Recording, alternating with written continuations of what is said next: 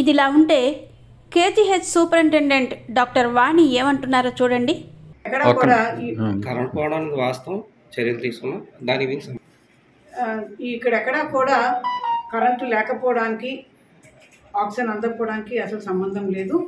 నిన్న king George హాస్పిటల్లో కొంత అంతరాయం జరిగిన మాట కరెక్టే. పవర్ లేదు, ఆల్మోస్ట్ ఒక 8 నుంచి 10 గంటల వరకు పవర్ సప్లై లేదు. కానీ కొంత విభాగాలకి లేదు. అయినప్పటికీ ఏ ఎమర్జెన్సీకి కూడా లోటు లేకుండా జనరేటర్ సహాయంతో ప్రతి ఎమర్జెన్సీ వార్డుకి పవర్ ఉంది. అన్ని సదుపాయాలు శుభ్రంగానే జరిగాయి నిన్నటి వరకు. ఇక్కడ ఆక్సిజన్ లేకపోవడం వల్ల చనిపోయింది అనేది అది వాస్తవం కాదు. ఎందుకంటే వాళ్ళకి బయట నుంచి ఆక్సిజన్ పెట్టాల్సిన అవసరం కూడా లేదు.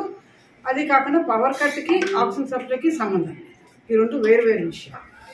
ఆమె శ్వాస బాగుందట, ఆక్సిజన్ అవసరం లేదట, అయినా రోగి చనిపోయిందట. ఆమె మాటల్లోనే జరిగిన ఘోరమైన పొరపాటు కనబడుతోంది. అసలు ఏమీ జరగనట్టే కలర్ ఇవ్వడానికి ప్రయత్నిస్తున్నట్టు అర్థమవుతోంది. ప్రభుత్వం దీనిపై స్పందించి విచారణ జరిపిస్తే తప్ప నిజాలు బయటపడవు.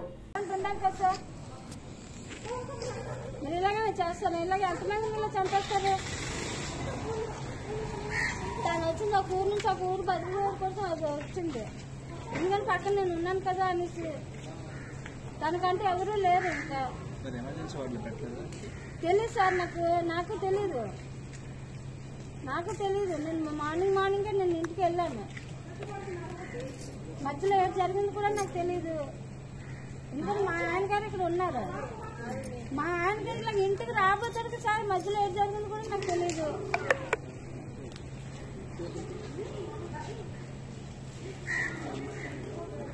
ఏమన్నంటే అక్కడ ఆరోగ్యం మాట్లాడదు ఇలాగనే అంటున్నారు.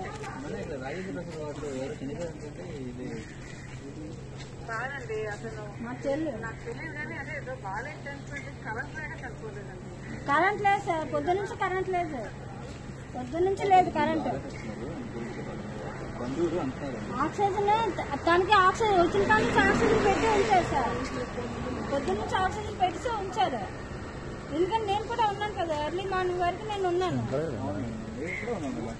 తను మధ్యాహ్నం కూడా అంటుంది, బావా కరెంట్ లేదు కదా, నాకు గాలి ఆడట్లేదు, బిక్కరగా ఉంది, నాకు ఊపిరి ఆడట్లేదు అని చెప్తుంది. నేను ఫోన్లో అన్నీ నేను వింటున్నాను కూడా. మాట్లాడిన మాటలు నాకు తెలియదా సార్? మా చెల్లి మాట్లాడితే నాకు వినబడదా? నాతో మాట్లాడింది, మరి నాతో కూడా మాట్లాడింది కదా. నేను అబద్ధం చెప్తాను నేను.